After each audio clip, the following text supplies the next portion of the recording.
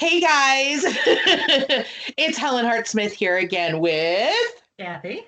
Hey. So how are you? I've had a long week. I need some fun. This is fun. This is gonna be fun. So yes, we're together, but we're not doing a top 10 today. We do need to do some more of those, but so a few weeks ago, I talked about using Barbies in spell work for Fashion in dolls. another. Fashion dolls. Oh shoot! See, I screwed up already. We are not risking copyright. Yeah, Fashion. so we won't be using the B word anymore, but using fashion dolls in spell work. And there were folks out there that said, "Hey, I want to see a video about that." So that's what Kathy and I are here to do today. So we've been thinking about this. So here's how the video is going to kind of play out. Kathy and I want to talk about, first of all, our history of working with fashion dolls in spell work and where we got the idea from. And then each of us chose a spell intention. Okay. And we have not talked to each other about we knew what our intentions were, but we have not talked about what our approach to the actual spell work was going to be. So this is going to be totally Kathy approach and a total Helen approach. And So, and I might have gone a little bit overboard. well, we'll see what happens when we actually get into the meat of it. And then we'll, of course, wrap up with some things at the end. Right. So let's start with, where did we first hear? Well, I want to start a little before that too. So the use of dolls and imagery and spell work is not new. It's not, this century or last century. Puppets and dolls have been used into antiquity to do spell work for Right. any number of reasons. So, and that's Right. mostly, you can even uh, twist together some stalks of grass or weeds to throw together something that vaguely resembles human to do spell work on that item, or you can sew something that resembles human either very well or kind of poorly. Everyone, I think, has seen the voodoo doll type deal. So Right. the idea is that you have this image that you're putting magic into to correspond to a real person. Right. And so what we're doing here is we're kind of modernizing that idea. And this is not something that we came up with. We definitely heard about this from somebody else. Yes. But with the items that are available now, there is a really broad use of, exchanging those sewn poppets for, a plastic doll. And unfortunately it does feed the plastic on the planet, but Some of us can't sew. right. Some of us are not Right. artistic. Some of us Right. can't throw together a very elaborate voodoo doll. So going to the dollar store and spending a couple bucks on a doll is there you go. Is Right. to do. So where did we first hear about using a fashion doll? So my very favorite witch, Miss Dorothy. Miss Dorothy. We Dorothy Morrison. um we She told a story at convocation that I was in awe of. I was bespelled by the telling of the tale, and I walked out of the workshop just like, whoa. Like a whole new world was kind of opened to me just by talking about. And this was before we really got into fashion dolls, right? Like the yes, collecting of them. yes. So there was a workshop that we heard about it, but then in her book, Utterly Wicked, there's great book. There's an entire chapter. And I believe that this book is still available. So if that's true, he re-released it. Okay. I will find it available and I will put it in the description box. But there's an entire chapter 5, as a matter of fact, and the chapter is entitled "The Curse of the 11-Inch Fashion Doll." So I do feel like I have to point out, did we want to go into the details of that doll that she spoke of? Well, I think we could broad strokes it. So she was having issues with somebody in a business matter who was interfering with her business. Right. Bad mouthing her. It was, I thought I believe this individual was an employee or something like that. He was either an employee or someone who was working closely with her at one point, and then she realized it was not so working out. Mm-hmm. And so she chose an 11-inch fashion doll male to closely resemble him. And what did she do with him, Helen? You just recently reviewed that story. Well, I don't know that I recall all of the details, but she did think so. I guess we should point out that Dorothy isn't necessarily bound by the "and it harm none, do as you will," because this was definitely a hex, a binding type spell situation. And as long as you go into that knowing that there may or may not be backlash because of it, but I think that she was justified because of everything that happened. So well, he was. She argued that she was doing this spell to prevent further harm to herself. Right, for protection for herself. So yeah, so I think she was totally justified given what, and she described the whole, trying to take steps in other fields. This was like the last straw. So I remember that there was tape that went across the mouth to stop speaking of her, just in general, not even just ill, but just do not speak of me. I believe that there was something about tying hands together so that they couldn't do anything that would be detrimental to her. I believe there was tape that went over the eyes so as not to even see her, think of her, kind of a thing. And this individual was a pretty heavy smoker. So, and I think there may have been some other things that was done to the doll, but I mean, those were like the generals. The doll then went into, for those of you who are smokers, I don't know who's out there as a smoker, but when you buy a pack of cigarettes is 20 cigarettes in a pack, but then a carton of cigarettes is like multiple packs. So it's roughly the size and length of a fashion doll. So she got a carton of the brand of cigarettes that this individual smoked, and she put the doll in the box.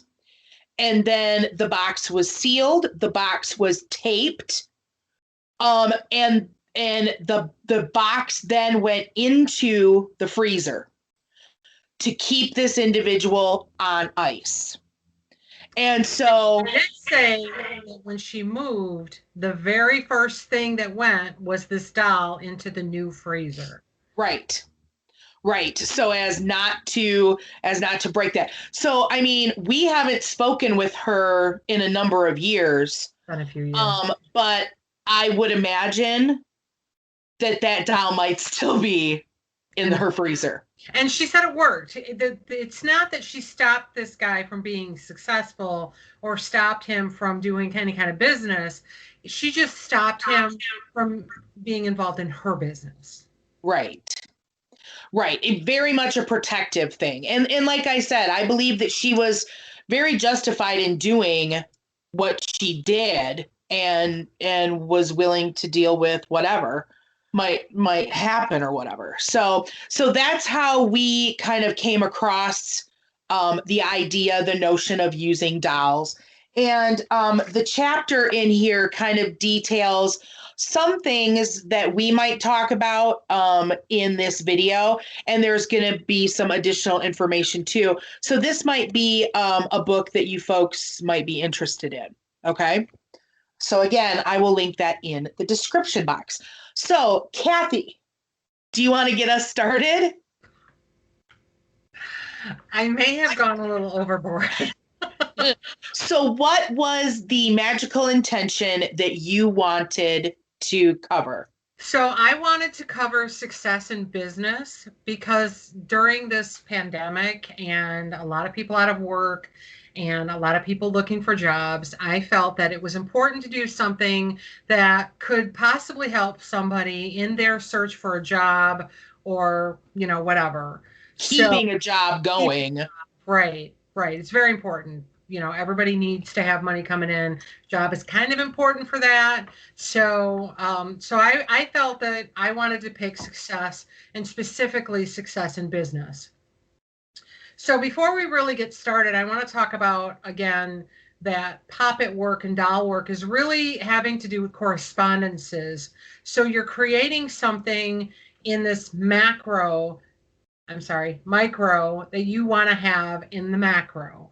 Right. As within, so without. So you're creating this little image of what it is that you want so that it can manifest in the real world. Now, that's not to say that you can just put this little poppet on a shelf somewhere and then not look for a job or not do your job if you have one. You still have to do the mundane, the real work. But this helps you to focus on an item that you might want to work for. Okay. So I have a number of scenarios, and I tried to be very diverse in my fashion dolls. So I started with me. Okay. So I am a business professional. I do accounting stuff. There are days when I want a new job because mine gets frustrating, although I generally like my job. But if I were to go to look for another job, I thought, what things in this huge Barbie closet behind me, fashion doll closet behind me, would make me think about being successful in business. So I found a doll that looks like I wish I looked like. So she's very cute. And I found clothing for her that's very business oriented. And then I got out a tablet. It's supposed to be an iPad, I think. So this is somebody maybe going to a job interview or having just gotten a job that's very professional. Not that I really dress like this in real world. This is how I went to work today in my office behind me. But because you're working remotely. From home, right? But if I were to look for a job, I would definitely wear a suit of this nature. I wouldn't necessarily carry an iPad, but nice shoes, spiffy. I might put my hair is not this long, but if my hair was this long, I might put it back in a ponytail or a clip of some sort. Definitely have a nice portfolio with my resume on it and everything like that. So. This is what I would do if I were looking for a job. I would take this doll and I would put it in. Are we going to talk about that at the end?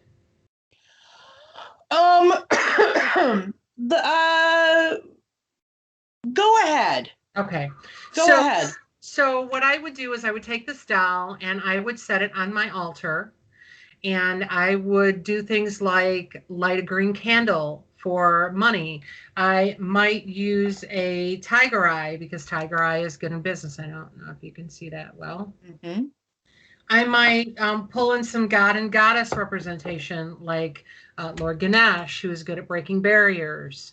If there was a god or goddess that was specific to my field, then I might pull that god or goddess in. I would use other crystals. Incense, frankincense and myrrh is good money draw. So those are things that I would light. And then I would every morning I would go light that candle, I would light the incense, then I would sit down at my computer and I would send out my resume because, this is in my mind, this is what I'm focusing on. Mm-hmm. So, if you were a guy who was doing that, maybe you don't want such a professional thing. Maybe you want to be a programmer.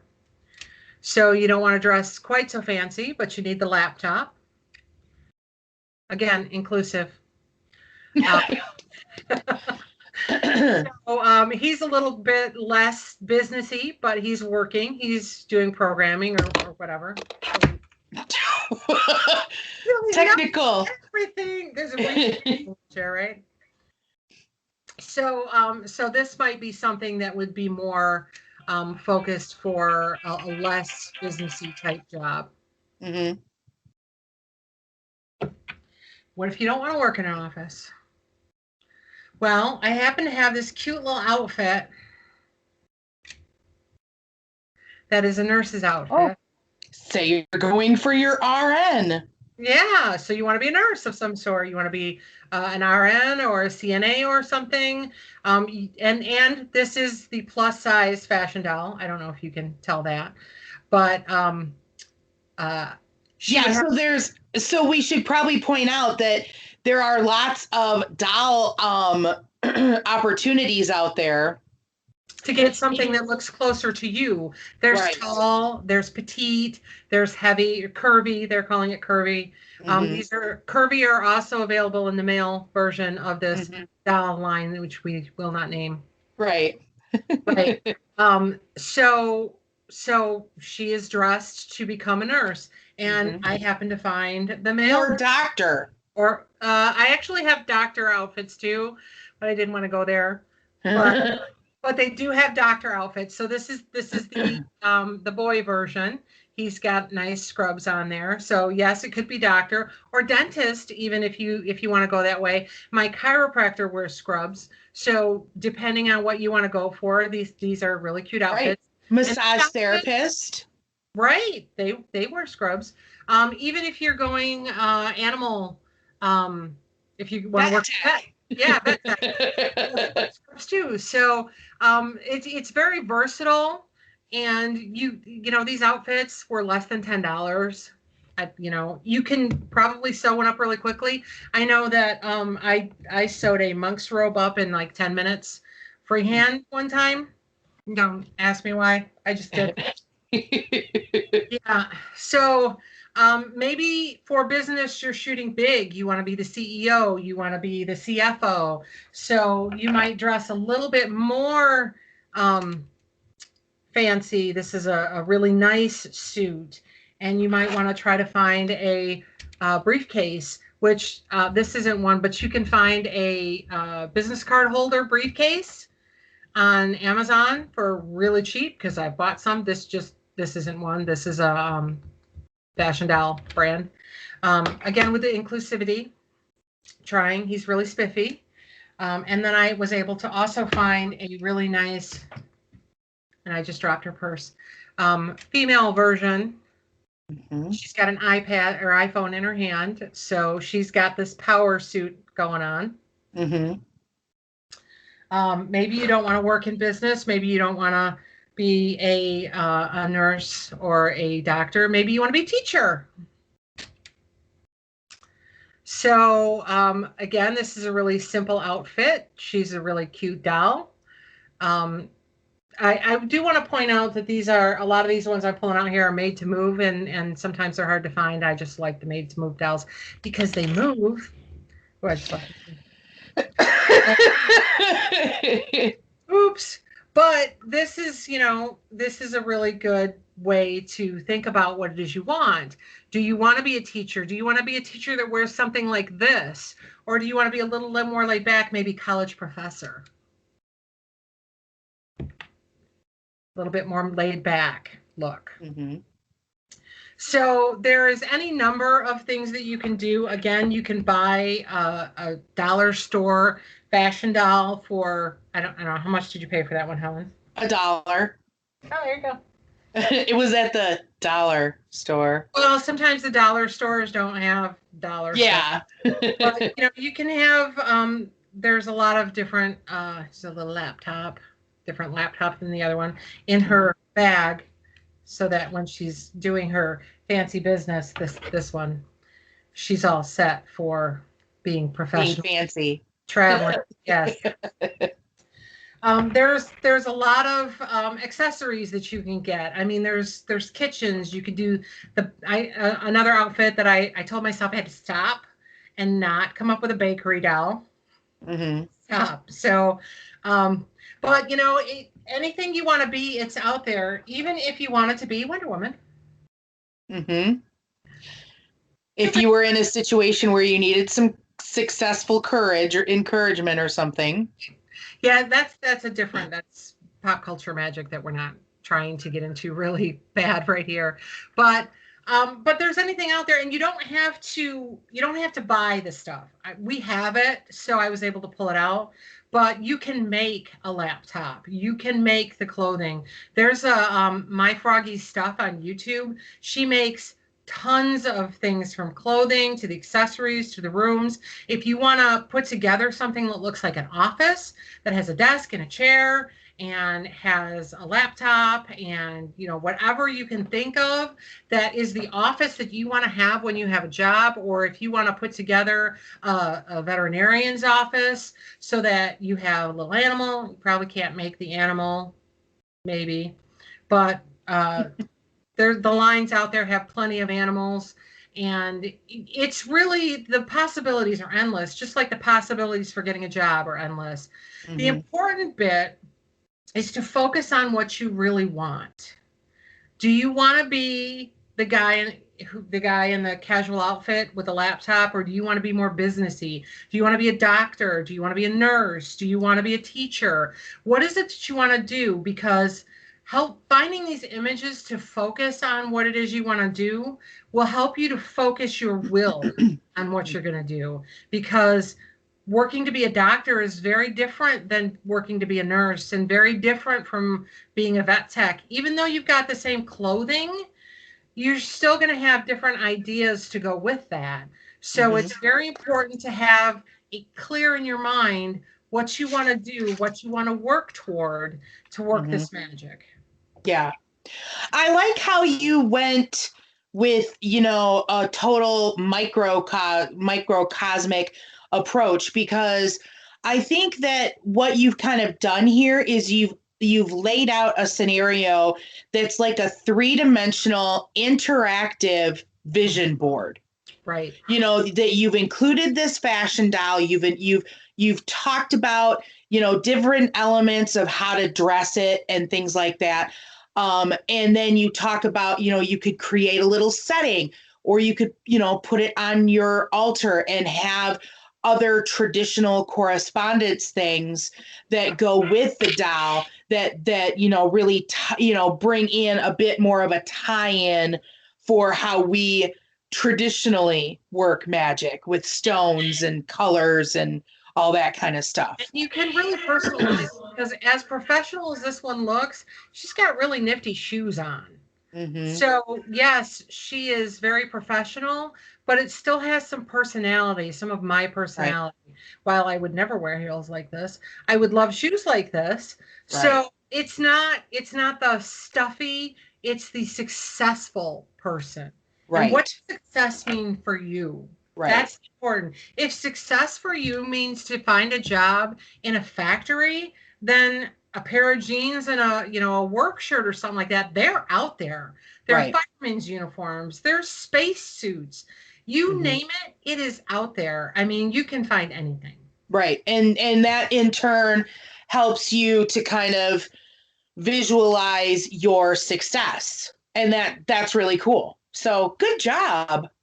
Thanks. Like I said, I went a little bit overboard with the scenarios. No, I don't think so. But I really like my teacher. You know what? I really thank you for picking up on what I was thinking, because I did specifically want to come back to her.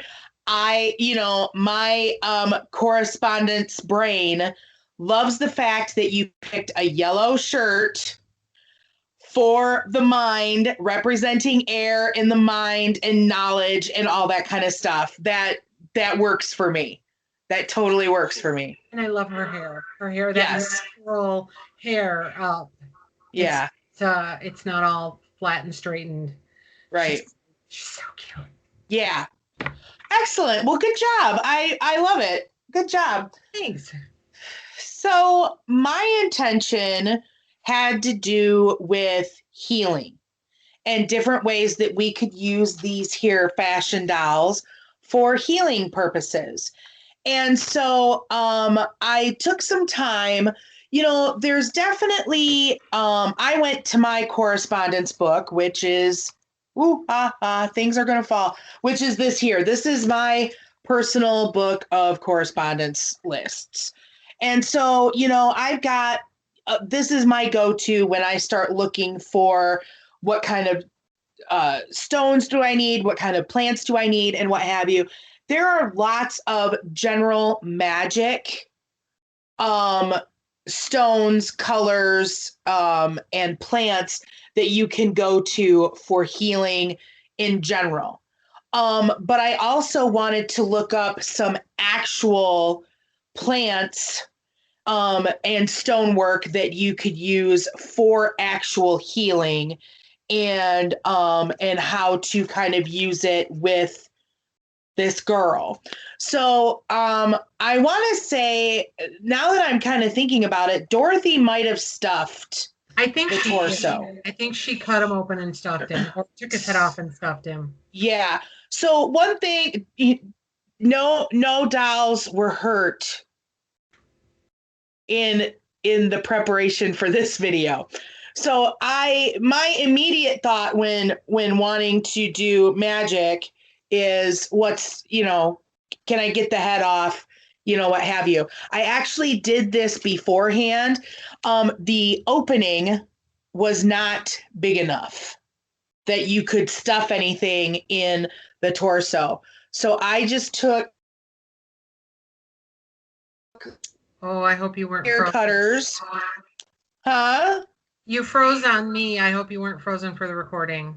Oh, you're freezing now. I think we might have frozen before. When you or the cutters. What did you say when Yeah. you cutters? It froze in the thingy, but it didn't freeze in the stuff. So we'll see what happens. So anyhow, I used the little cutters to cut open this so that I can shove plant matter, little stones, things like that you can shove down into this torso for specific kind of healing.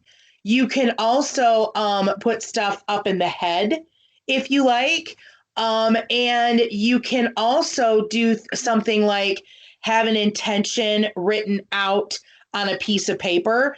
It would have to be a small piece of paper, but you could either put that into the torso or into the head for whatever kind of healing that you're looking for.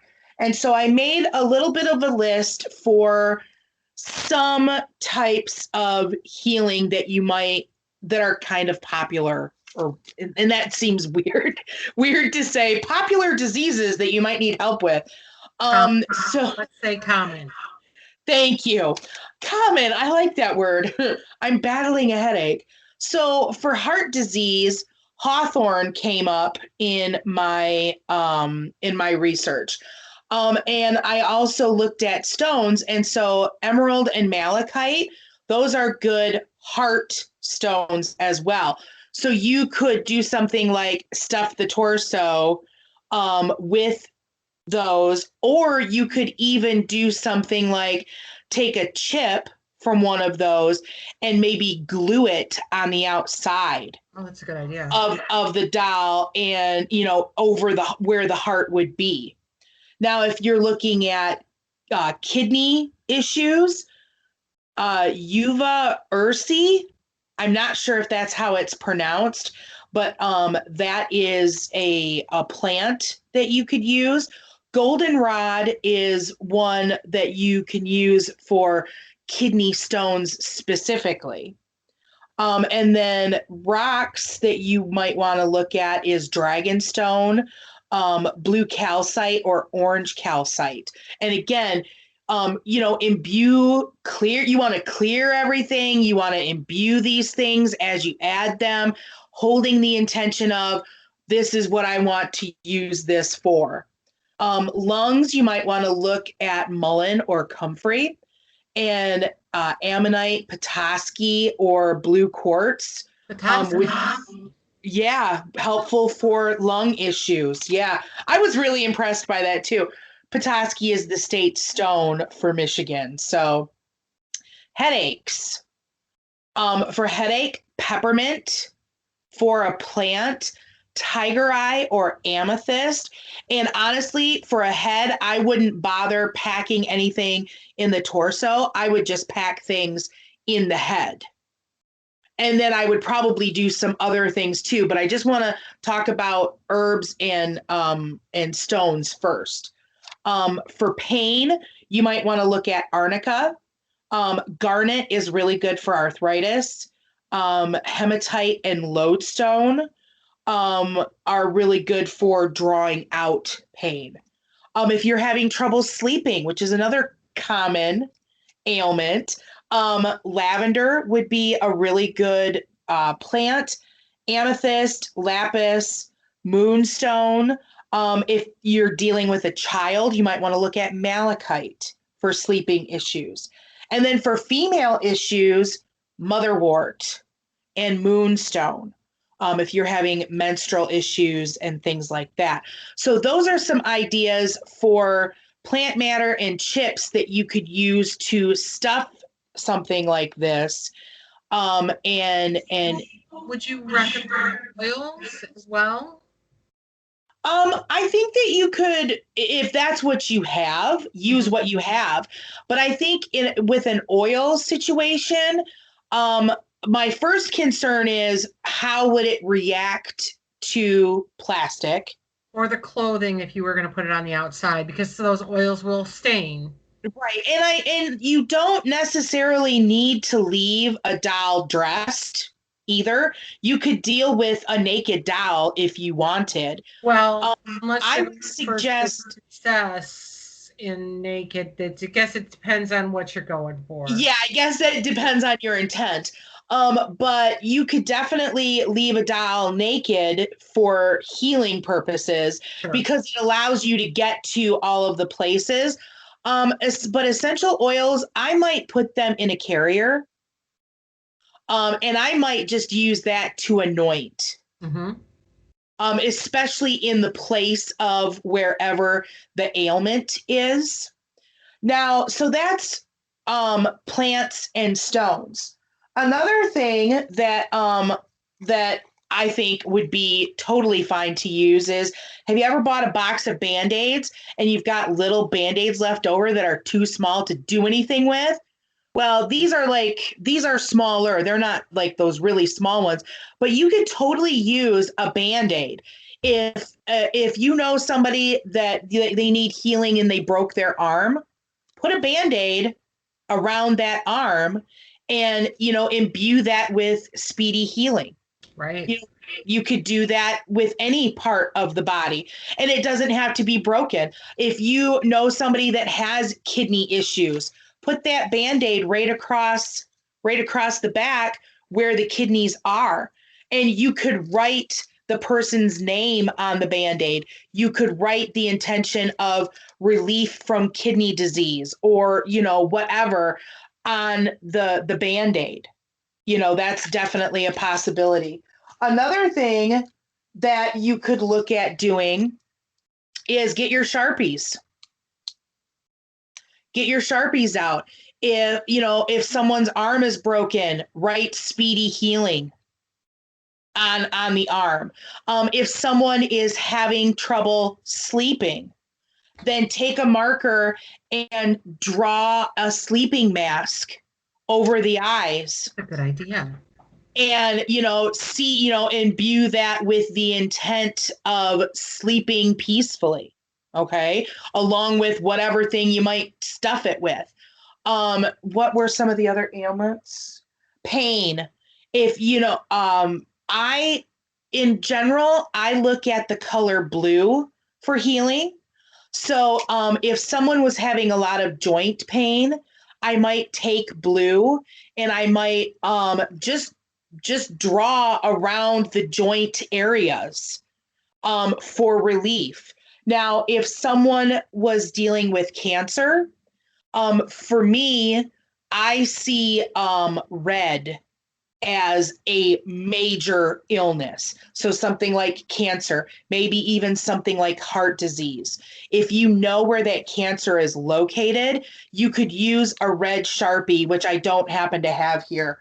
But you, again, draw on the dowel, make, color in an area or circle an area, and say, and with the intention of this is where it's at and this is where it needs to go away, things like that. So those are things that I would do for healing.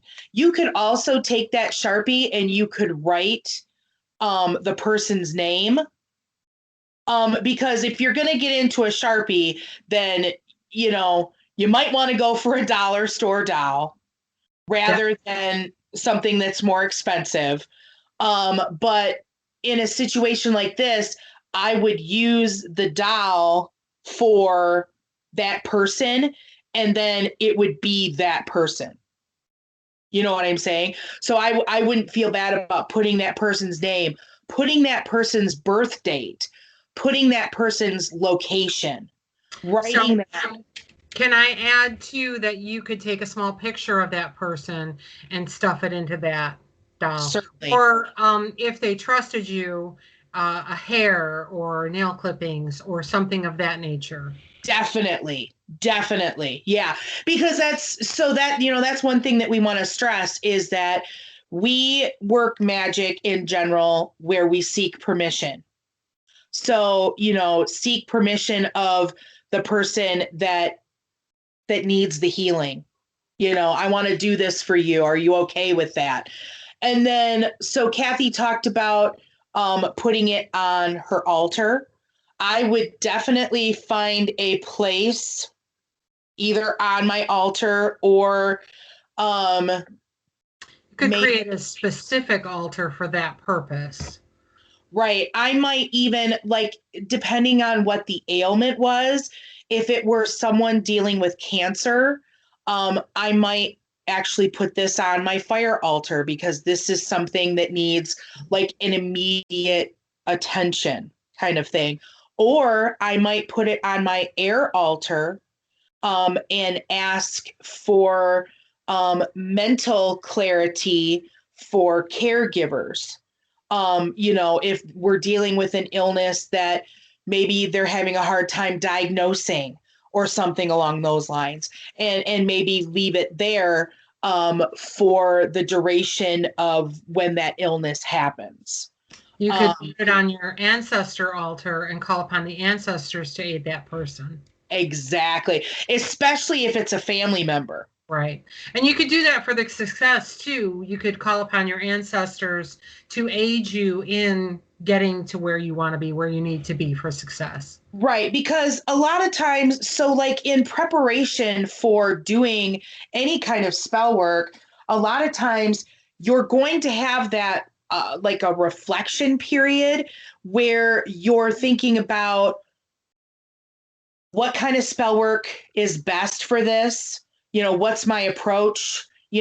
Where does this need to live? Those are all kinds of questions that you can ask during that kind of development process.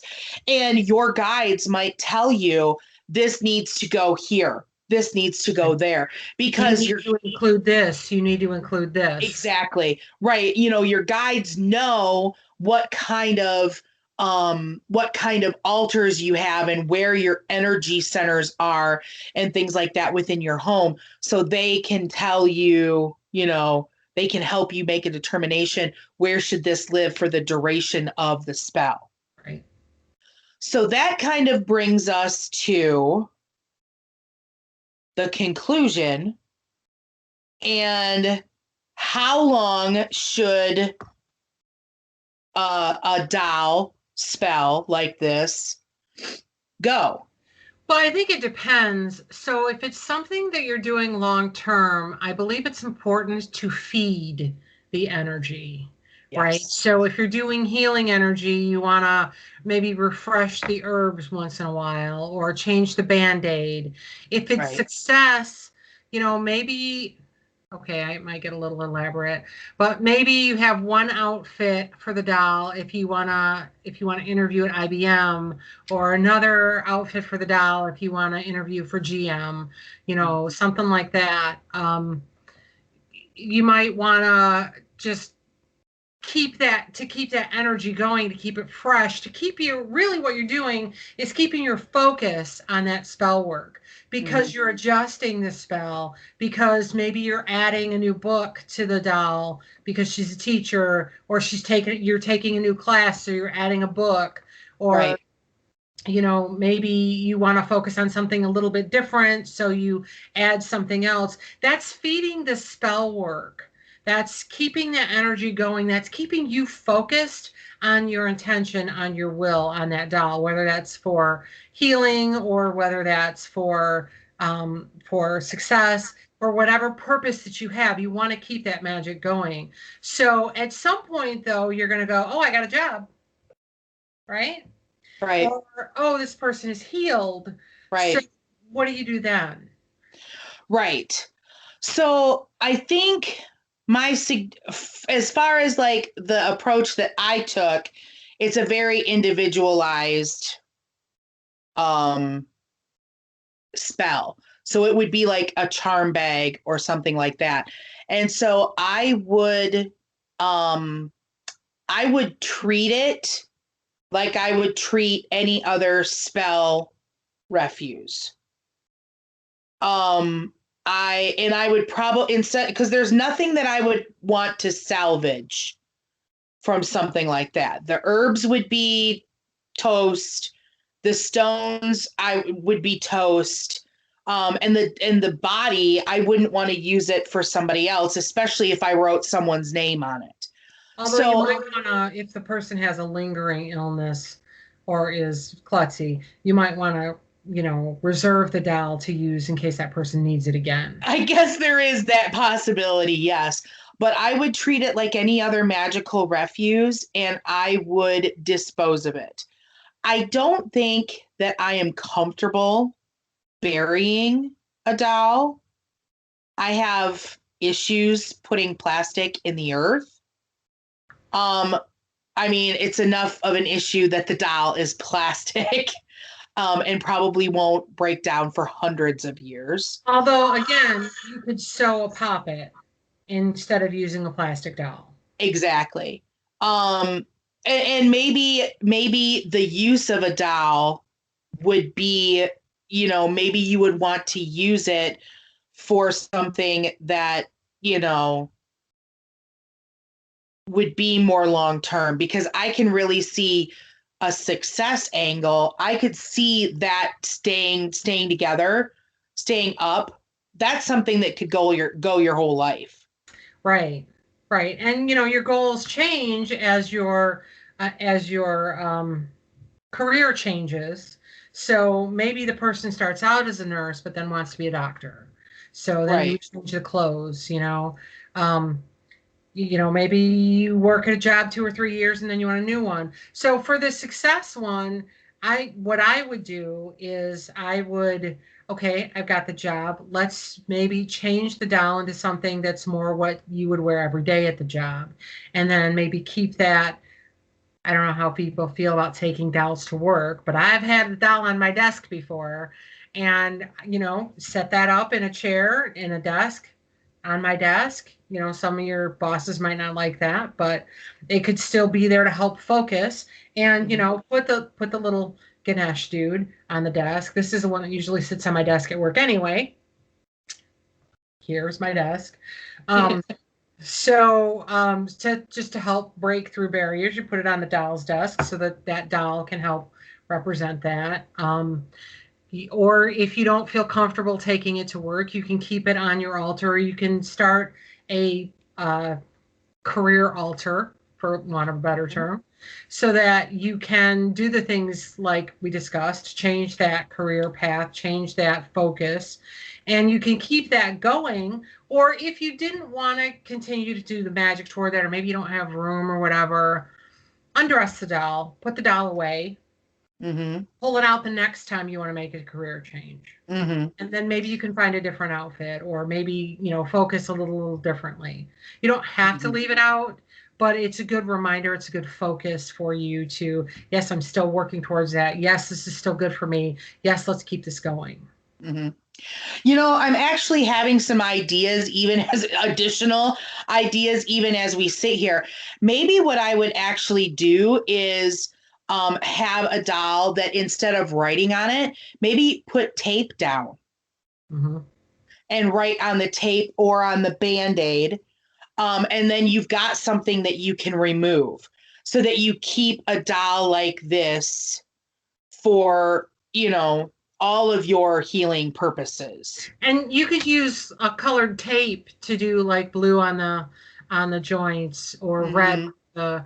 the cancer is. You could use washi tape, is relatively inexpensive. Or Right. even if you take like a white that white crappy cloth tape that they have for Like medical stuff. yeah, you could color that with Mm-hmm. a Sharpie to put that on there. Or, what I'm wondering too, I wonder if what a dry erase marker would do on plastic.